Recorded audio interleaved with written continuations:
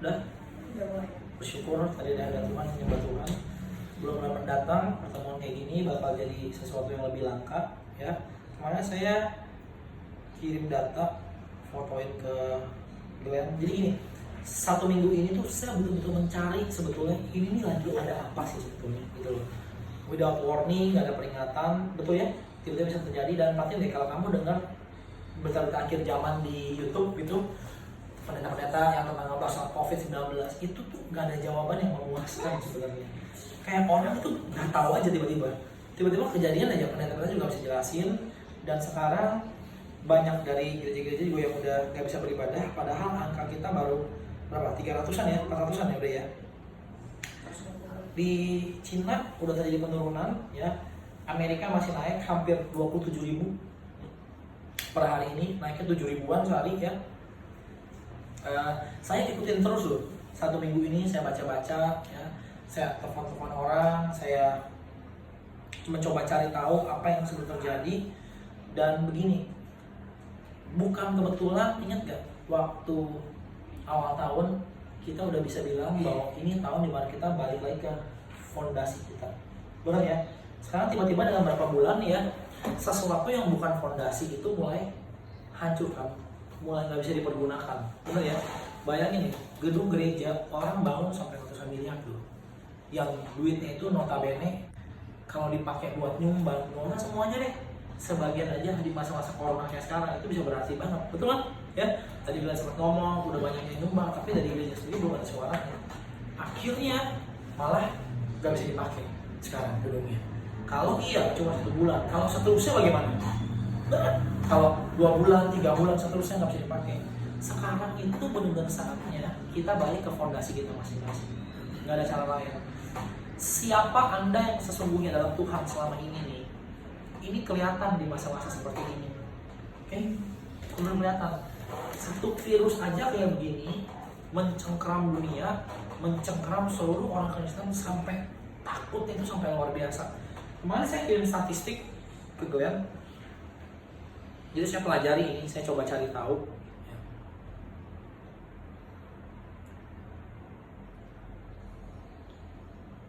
Mana tuh yang saya kirimkan? Oh iya, kalian nggak paling ada kan?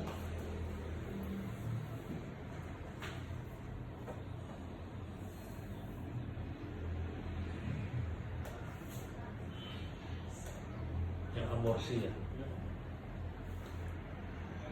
Handphone saya lagi buat ngerekam coba. Lagi ngerekam, nggak bisa ngirim ke situ.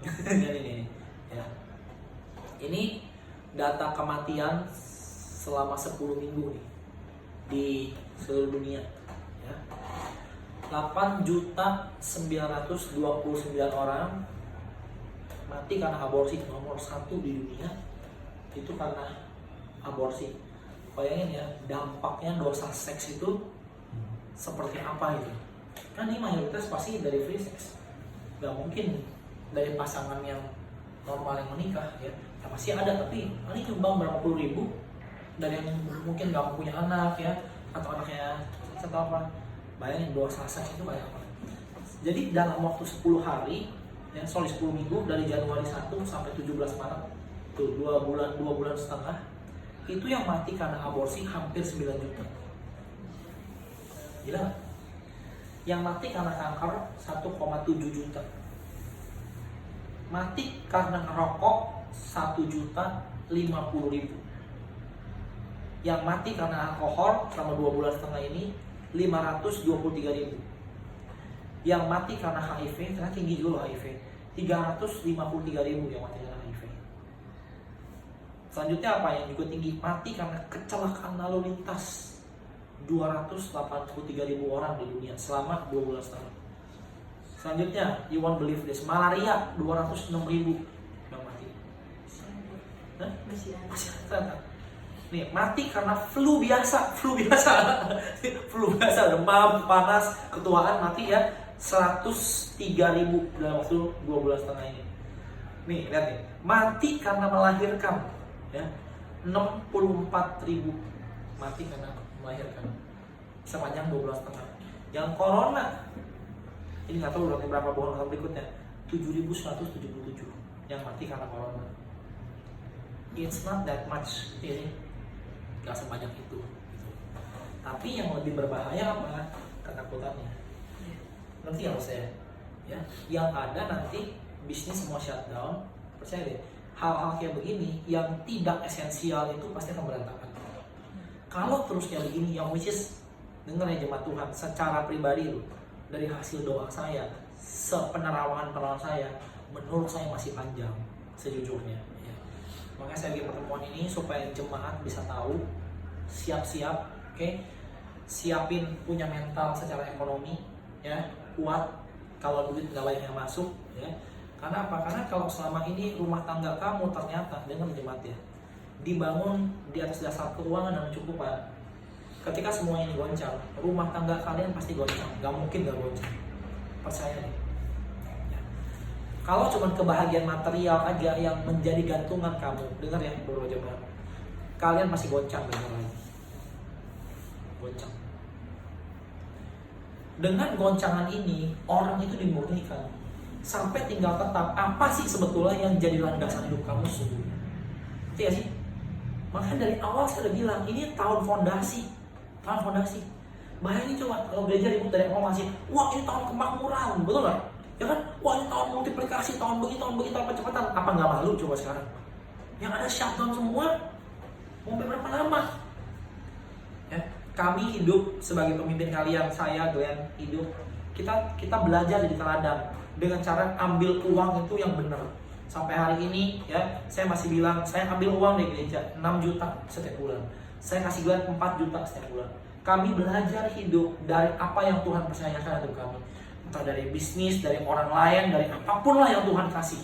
Ya, sampai awal tahun kemarin Tuhan masih bisa berkati kita loh. Banyak urusan asuransi yang nggak tahu kapan punya aja masih bisa ada yang kasih kalau kita nggak minta, bener nggak?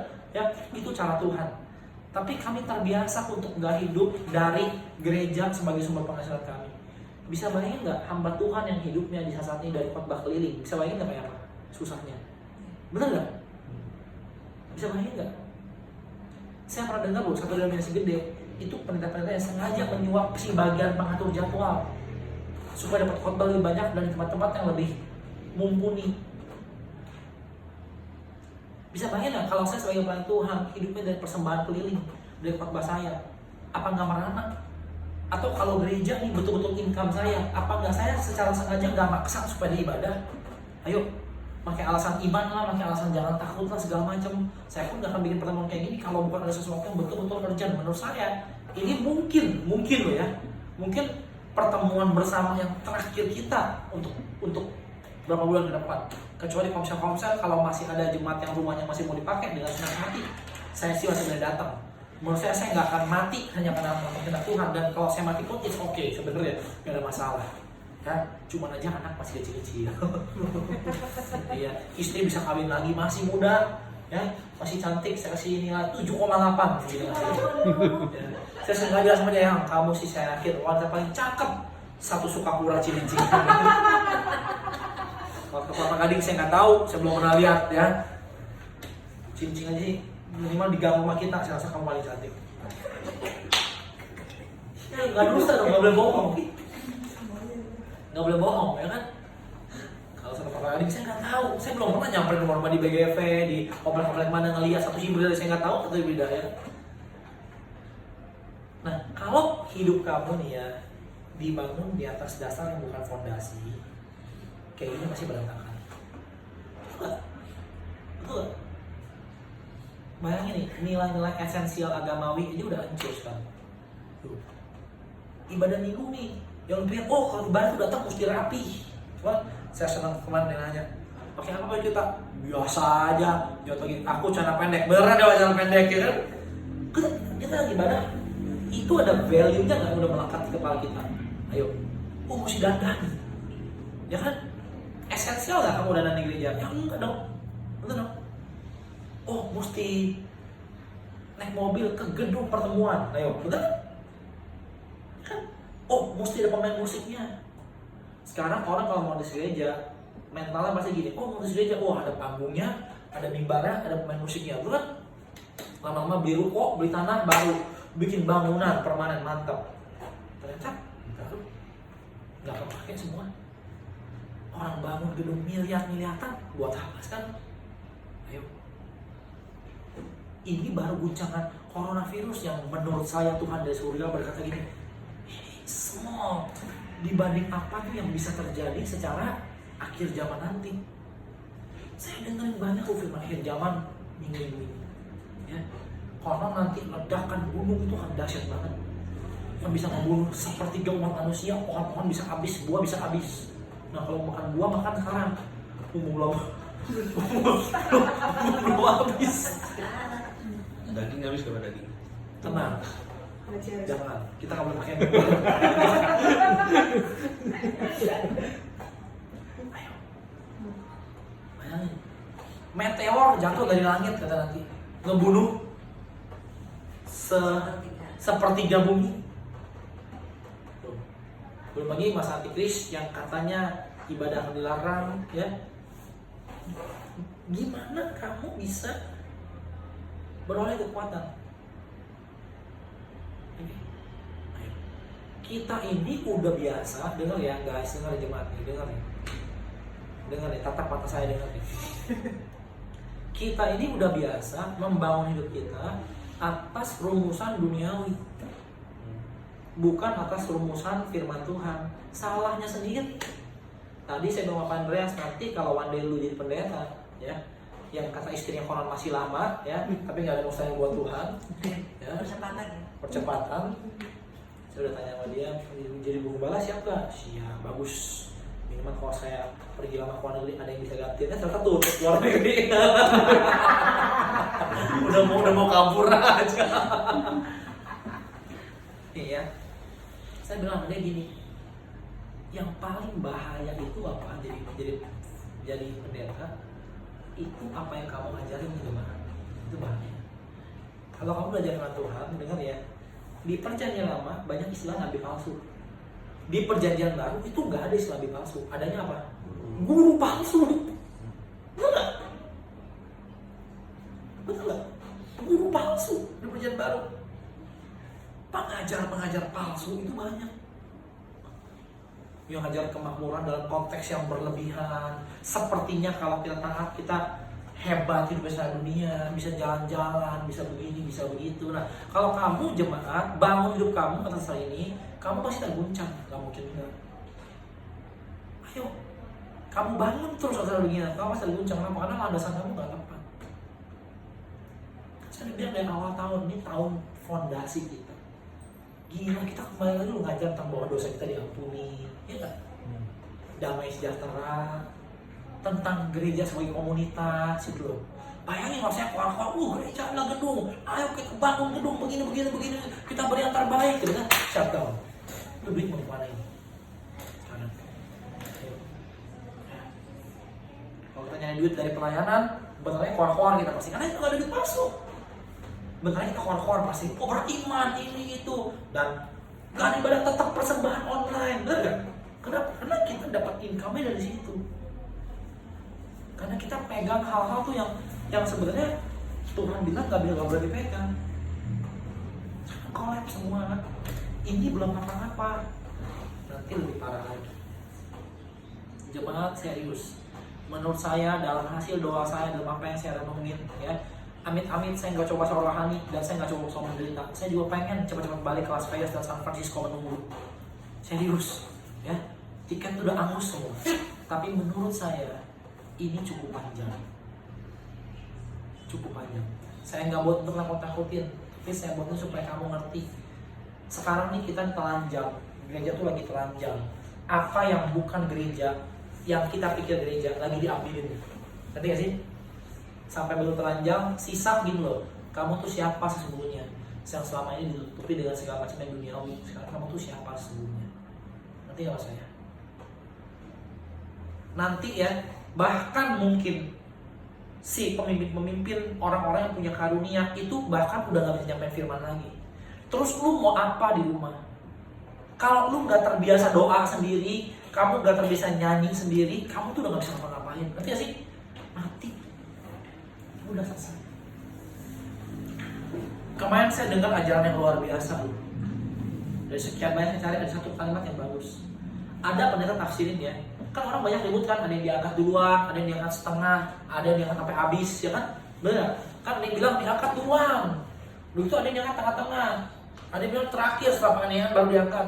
Kemarin yang tafsir bagus, dia punya satu teori yang lebih bagus. Jadi ada ayatnya, saya belum pelajari dengan dalamnya itu. Ya. Dia bilang gini, orang-orang yang betul-betul di dunia ini udah latihan katanya, mikul salib sungguh-sungguh, betul-betul taat sebisa mungkin sama Tuhan. Itu konon menurut dia tuh diangkat duluan. Karena mereka udah siap. Nah yang ketinggalan tuh yang belum pada lulus, ya itu konon ngelewatin aniaya supaya apa? Supaya mereka itu apa? Disekolahin lagi. Aduh selama ini zamannya masih ada, lu belum belajar mikul salib, kurikulumnya masih banyak, ya kan? Mau nggak mau gak bisa keangkat katanya. Disekolahin dulu di dunia yang penuh dengan lika-liku aniaya, katanya gitu. Coba lihat gereja kan shutdown, gereja buka pun dengar ya, kalian pun belum tuh boleh datang, udah, karena bukan virus corona ya sih, virus teror yang lebih serem, ya, yang bikin orang tuh panik, memborong segala macam yang menurut mereka esensial. Kayak gini, bisnis makanan lucu-lucu yang Jepang-Jepang, oke, bisnis baju-baju mungkin akan segera tutup karena tidak lagi esensial. Betul kan? Ya, kan nggak mungkin orang gara-gara pakai Gucci, pakai LV jadi nggak kena corona, kan nggak mungkin. Ya, bisnis gaya-gayaan mungkin boleh berkurang. Makanan-makanan yang sifatnya hype, yang sifatnya hanya sekedar begitu aja, mungkin enggak.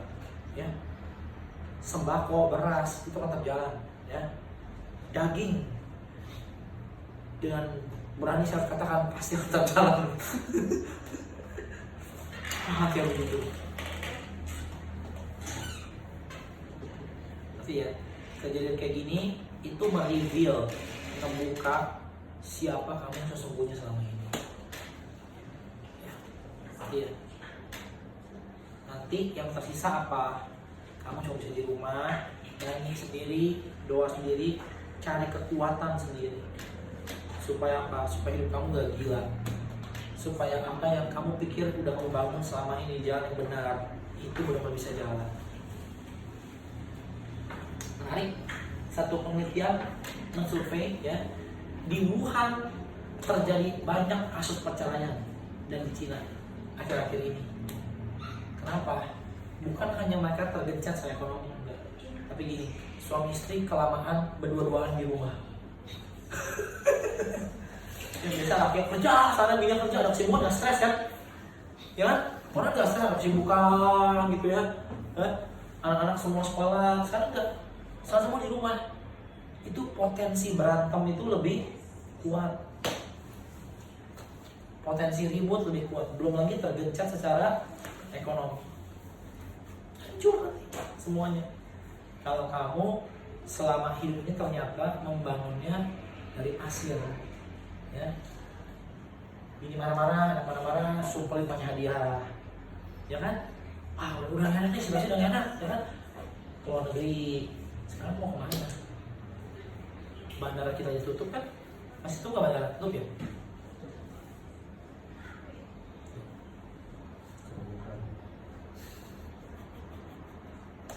Teman-teman kita yang biasa ke Cina tuh nggak bisa ke Cina. Sekarang Wuhan udah mulai dibuka, udah siap-siap. Udah ayo kita segera jalan ke Cina. Saya sih cuma bisa berkata, ikut. Iya. Jadi ini loh ya, jangan sepelekan setiap ajaran-ajaran firman Tuhan yang mungkin ketika kita terima dengerin gak enak, tapi situasi goncangan yang ini sih masih kecil lah, belum apa-apa. Ketika baru goncang begini aja semuanya terganggu kan, kestabilan kehidupannya. Ayo, fondasi guys, ini tahun fondasi. Ini tahun Tuhan bangun fondasi kita. Kamu selama ini bangun hidup kamu atas dasar apa? Sekarang kelihatan. Ayo. Yang ketika mulai di mana shutdown, berasnya bisa, uang nggak bisa, mulai pada berantem, mulai kelihatan. Iya. Dan jangan pikir yang akan segera pulih, masih lama pasti. Kita nyampe peaknya aja belum, betul kan? masih naik terus ya. Pemerintah buka rumah sakit untuk nampung corona, betul ya, 22.000 bisa 22.000 ya. Dan California ditutup, 40 juta orang dirumahkan. Kemarin atlet MMA ada yang lagi latihan pet di New York, sampai polisi keluar suruh udahan. Di Indonesia belum sampai separah itu. Itali udah ada polisi, tentara di jalanan katanya, yang betul-betul di-enforce supaya orang itu di rumah terus, karena ngeri sekali. Sedikit lagi dia bisa lewatin Cina loh. Ya, yang matinya udah lewatin Cina. Nah, Profesor sehari yang total mati udah 8.000 ya. 5.000 ya. Teman saya cerita alat yang paling susah itu ventilator, buat bantu napas. Jadi ventilator pengganti paru-paru. Jadi paru-parunya jebol tuh dicokin ventilator, bukan infus begini ternyata. Saya pikir ventilator tuh ini yang ada ininya, bukan, tapi buat ganti nafas di dalam. Itu mahal sekali. Dia kerja di Jerman, rumah sakit besar dia kerja, itu aja cuma punya 20 alatnya. Jadi di Italia tuh alat-alat itu diutamakan ya. Itu diutamakan buat orang-orang yang muda. Yang tua itu udah dibiarin aja ya. Pastor-pastor tua itu banyak sekali yang mati ya. Kita nggak bisa menangkal semua ini hanya dengan modal Mazmur 91 kita baca, kita hafalin. Nggak tentu juga, nggak bisa dengan doa keliling dan Tuhan pun juga. Karena kalau ini dari Tuhan izinkan, kamu doa kayak pun juga nggak bisa ngapain kan, betul kan? Nggak bisa gitu loh. Nggak ada satupun bentuk kuasa yang benar bisa mengusir ini virus keluar, nggak bakal bisa. Karena memang sepertinya sudah dalam izin Tuhan. Yang kita perlu pegang apa? Yuk kita bangun lagi fondasi. Saya ini ikut Tuhan karena apa? Saya ini menikah tuh karena apa sih? Ini semua akan kelihatan sekali bisa saat kayak begini. Jelas. Saya berdoa kita ngerti hal ini. Ya. Karena akan panjang seperti ini. Oke. Jadi please back to basic semuanya. Bangun fondasi kehidupan kamu yang selama ini bangun di atas pasir. Kamu, keluarga kamu, istri, anak-anak bangunnya di atas pasir hidupnya. Pasti akan bangun. Yang mulai panik, yang mulai goncang, yang mulai ketakutan, ya, yang pada nggak bisa tidur, ini pasti akan bangun. Oke. Saya berdoa kamu ngerti. Ya. Ini global dan sepertinya akan masih panjang. Nah, buat Indonesia mungkin masih akan naik grafisnya menurut saya sih. Oke. Jadi kita berdoa supaya kita betul-betul bisa melalui sama-sama. Oke. Ya. Mau share something nggak? Kalian gimana semua?